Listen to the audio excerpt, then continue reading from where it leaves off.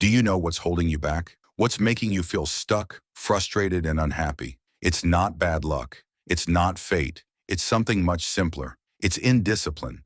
The indiscipline to not follow a plan. The indiscipline to not know when to work and when to stop. The indiscipline to let your mood control your actions. To rest when you should be building and build when you should be resting. To resist when you should be changing and change when you should be resisting.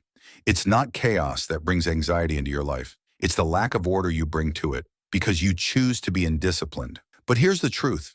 Discipline is not a burden. It's the key to freedom, the freedom to live on your own terms. You don't need more motivation. You need discipline because discipline wins when motivation fades. If you're ready to take control of your life, if you want to build a mindset that brings success, peace, and growth, join us. Hit subscribe and let's evolve every day together. Start today. Start now. Take control.